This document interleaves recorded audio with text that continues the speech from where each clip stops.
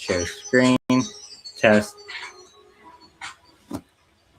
You guys are seeing something new on the channel right here, right now. Adam Calhoun came out with a new video and stuff, and we're going to be reacting to it. You guys are seeing something new on the channel right here. And we're going to turn my face cam. And we have 2 reaction videos.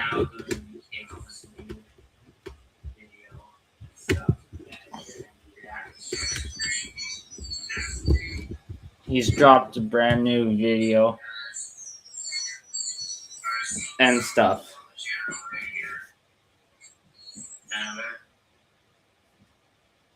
So I put the link in the description below. You guys can check it out and stuff.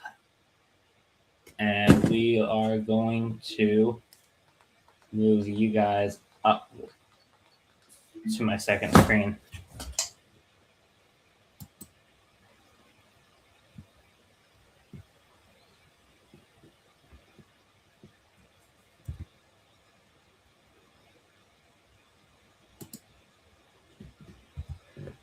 Okay, we're actually going to move this up to my second screen. We're just going to do this the easy way.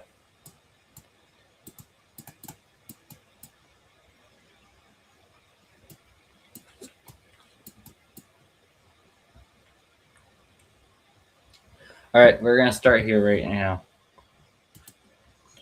And we're going to just get rid of that name tag.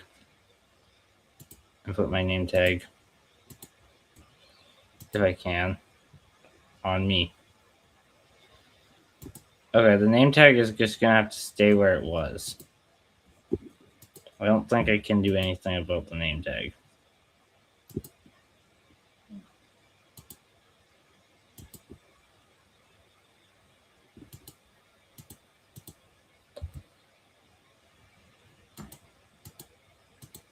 So, yeah, I don't think I can do anything about the name tag. So let's get into it. Let's get into this. Adam Calhoun up first.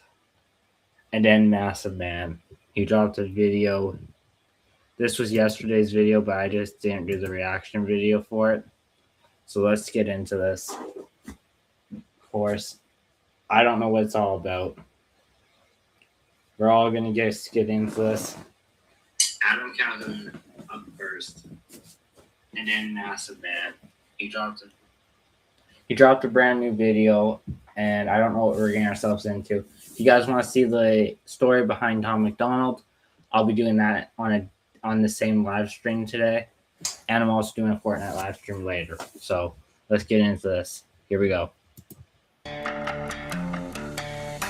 'em high, we hang 'em high, yeah. Run, get your friends so everybody can see. We hang 'em high, we hang 'em high, yeah. I got the rope, somebody find me a tree. We hang 'em, we hang 'em, we hang 'em, we hang 'em high.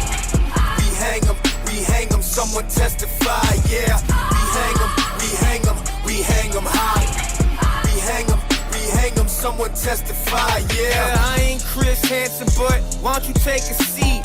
Let's have a conversation on who you came to see. This girl is 12, you 33, perverted geek. I'd like to see you hanging from a tree, preferably vertically, posted online for the world to see. Certain. Okay, right off the bat, the music sounds fantastic.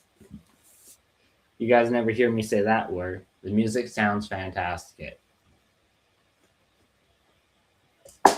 So I think he's done a pretty good job already. It's pretty sick. Roses are red, but bloodstains are burgundy. I'd like to get to know you surgically.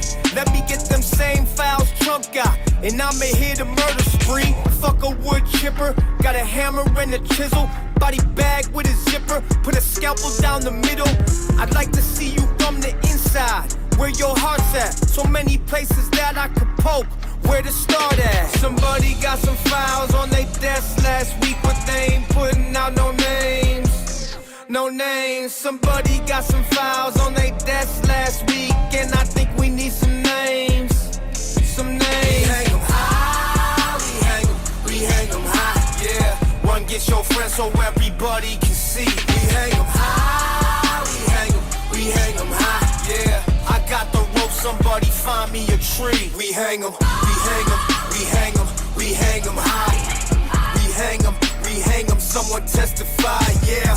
We hang 'em, we hang 'em, we hang 'em high. We hang 'em, someone testify. Lord forgive me if that happened to my children. I'll be killing every pedo living. I'm a Oh my god. You guys, I'm gonna go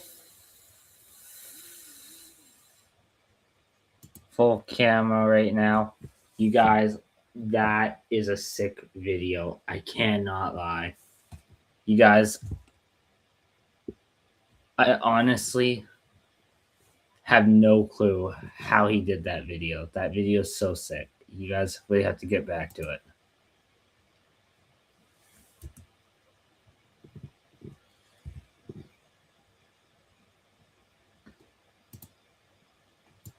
Christian, God is my witness.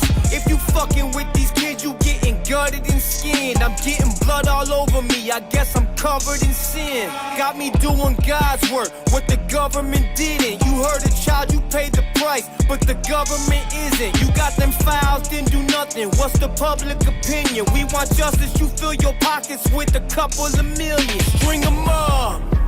Leave him twitching like a streamer. Got him kicking while he's swinging. He's a hell of a screamer. Bring him up. We gotta let the dad see him. When your life's on the line, you gonna change your demeanor. Somebody got some files on their desk last week, but they ain't putting out no names. No names. Somebody got some files on their desk last week, and I think we need some names. Some names. We hang 'em high, we hang 'em high. Yeah, run, get your friends so everybody can see. We hang 'em high, we hang 'em high, yeah. I got the rope, somebody find me a tree. We hang 'em, we hang 'em, we hang 'em, we hang 'em high. We hang 'em, someone testify, yeah. We hang 'em, we hang 'em, we hang 'em high. We hang 'em, someone testify, yeah.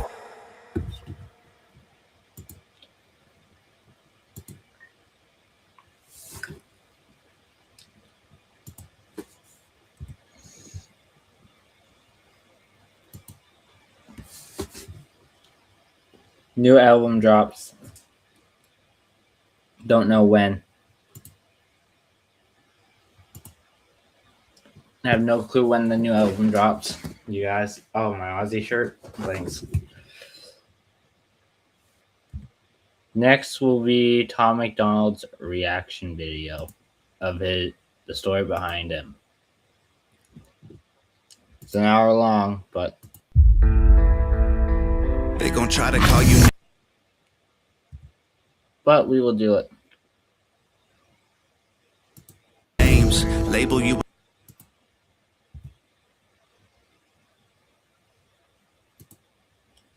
Tom McDonald's up next. Here it is, you guys. Let's get into it. An hour long thing. I'm going to restart it.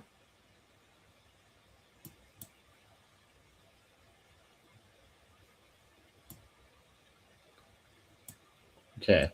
In 3, 2, 1. They gon' try to call you names, label you with things till you're ashamed. My name is Tom McDonald, and this is my story.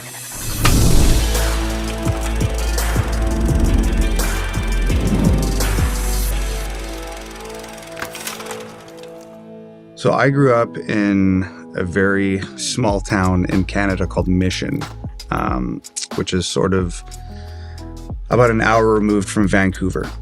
I had a really great childhood. I have one sister, Jenna, who actually works for me now, works at Hangover Gang and handles my e-commerce and stuff. And I don't ever remember my parents being overtly religious or political. And I think that was on purpose. They never said like, this is the political ideology we subscribe to, or you have to go to church, or you have to go to post-secondary. There was none of that. I think they wanted me to sort of explore the world and make my decisions for myself. I've been all over the world and done my best to bring them with me every step of the way. I think one of the things that Canada has struggled with is having a strong sense of identity. But my grandfather was a huge patriot for Canada, loved Canada. And I used to sit on the end of his bed and we'd watch the news. My dad and my grandfather were huge into politics, primarily like American politics. It was just what my grandfather followed. So I grew up hearing about the United States all the time. One thing I distinctly remember my grandfather saying was, if you want to make something of yourself, America's the place to go. And my dad always just reiterated that. I had no aspirations of being a musician at that time or an entertainer of any sort, but it always just stuck with me. So later in life, when I decided, okay, I'm gonna do the music thing, it was like sort of already implanted in my brain. If I'm gonna do this, I'm gonna do it for real. That's where I need to go. My grandfather was a big writer. Lots of poetry, lots of short stories. I actually was just hanging out with my grandma a couple weeks ago for like the first time in 10 years. She gave me a stack of papers, and it was letters that he wrote me and poems that he wrote, strikingly similar to my own writing. From everything to the subject matter to the style. He writes in all cap locks, and I write in all capitals. And it's like, it's bizarre. Like it must be like in our DNA. I remember I wrote this poem in elementary school in like grade 5 or grade 6. And we were allowed to write about whatever we wanted to, and I chose to write about Remembrance Day. This is the story behind him, and this is what he wanted to come when he was a teenager and stuff. This is what he did when he was a teenager and everything. Which is a day in memorial of fallen Canadian soldiers. So I wrote this poem. It started out with the war commencing and the fighting happening. The soldiers I was writing about won the battle. And then the last couple lines of the poem were something to the effect of like that the war had reached its conclusion and the general or the sergeant was frowning. And my English teachers tore this thing apart. She wrote all over it with red marker, like, why is he frowning if he won the war? I remember showing it to my dad, and my dad was livid because he's like, of course he's frowning. He lost all these soldiers. He's coming out of a war. Like, of course he's not happy. And he said, you need to show this to your granddad. So I brought it to my grandparents' house, and he might have been even more upset than my father was. So my grandfather and my grandmother contacted this like very acclaimed, renowned Canadian poet. And she wrote me a letter saying how much she loved the poem and how great it was. And then she actually had it published in a Canadian magazine. And I remember my dad coming to my school and dropping the magazine on that teacher's desk and turning around and walking out. So yeah, Granddad was a big figure in my life for sure.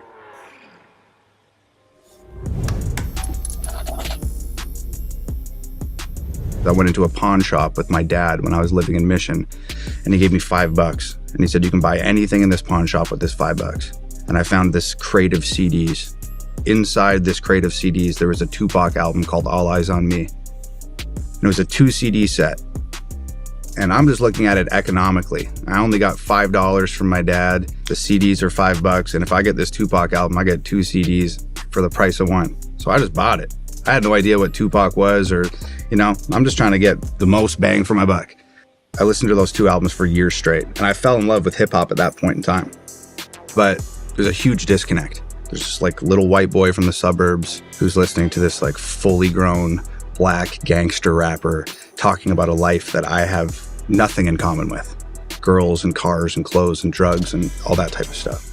So I knew I loved hip hop, but I didn't know that I could do something like that, because that was my only reference point.